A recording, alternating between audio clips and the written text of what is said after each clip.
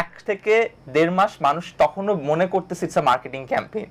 ওকে, যে একটু পরে অ্যানাউন্স হবে যেটা একটা মার্কেটিং আমি নিজেও মনে করি মার্কেটিং ক্যাম্পেইন। So campaign. মানুষের এটা বিলিভ ইন সাম, ইভেন আমার বাবা নিজে হাসছে এটা শুনে, যখন আমি বলছি আমি বিয়ে করতেছি সালমানকে তোমরা চিনো নাই, আমার বাবাও বিলিভ করেনি এটা তখন।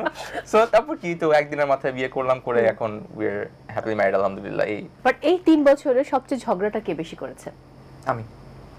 কি নিয়ে? আমি অনেক ঝগড়া। একটা আমার ঝগড়া আসলে এরকম না যে কিছু একটা হয়েছে ছ্যাত করে উঠবো, ওইটা না। আমার ঝগড়া হচ্ছে 3 বারের একটা লিমিট আছে, আমার কোটা।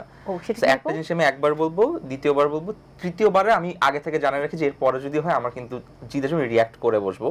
সো তখন আমি অ্যাকচুয়ালি রিয়াক্ট করি। আর যদি তখন আমাকে বলা হয় তুমি রিয়াক্ট করছো, আমারটা ইয়ে আছে, যদি আমি যেটা খারাপ করি আমাকে যদি বলা হয় আমি করতেছি, হ্যাঁ I accept, but that's the whole point, যে আমি অ্যাকসেপ্ট করতেছি 3 বারের পর, আমি তো বলতেছি যে আমি এটা করবো, আমাকে এটা পুশ করো না আর কি। So that's it. বাট আমাদের ঝগড়াটা হইলেও আমি যেরকম রিয়াক্ট করি, ও আবার জানে কিভাবে ওটাকে মিটিগেট করতে হয়। সো ও খুব সুন্দর করে আমাকে বুঝে।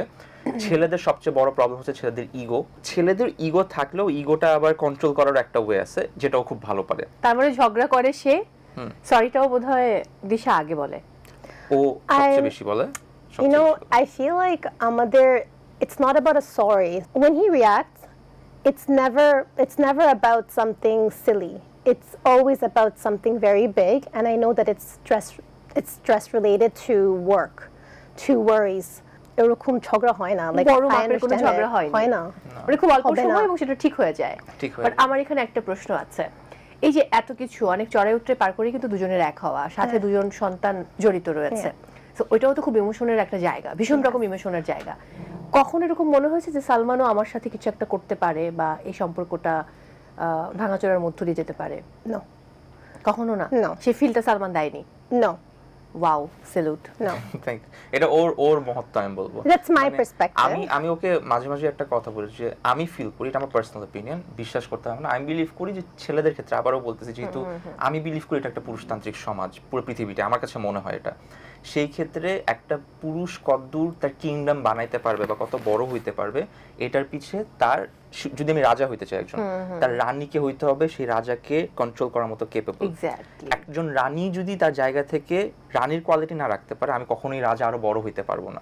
এই জায়গাটা আমি বুঝবো যে আমার সংসারের ফুল কন্ট্রোলের যেই কমফর্ট, এই যে এত কষ্ট করি আমি, এটা তখন গিয়ে ওয়ার্থ ইট হবে যখন সে আমাকে কমফর্ট দিবে, পিস দিবে। একটা ওয়াইফ আর হাজবেন্ডের মধ্যে যে সম্পর্কটা শুধু কিন্তু ঘর বানানোতে না, একদম না। আমার কর্পোরেট লাইফ বলি, আমার বিজনেস লাইফ বলি, আমার স্ট্রেস বলি, mental health, medical health, whatever that is, okay ওটার পার্ট হইতে হবে 100%, নাহলে আমি এটাতে কখনো কমফর্ট পাবো না। এই জায়গাটা থেকে না দর্শকের অনেক কিছু শেখার আছে।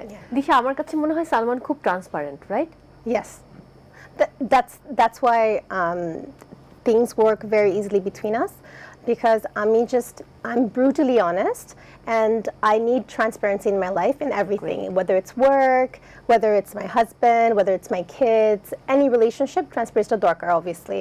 So I think that is also why আমাদের bonding our chemistry to work করে, that ও যেটা বলবে এটাই, মানে there's no double meaning to it, and আমি যেটা বলি সেটাই না, there's no, একদম টু দ্য পয়েন্টে কথা বলা অলওয়েজ, যে হ্যাঁ খুবই মানে হ্যাঁ যাও ঘুরে আসো, এখন এটার মানে কি ওই জিনিসটা আমাদের মধ্যে আলহামদুলিল্লাহ না, এটা আমি অনেক অনেস্টলি ইয়ে করি। খুব ভালো।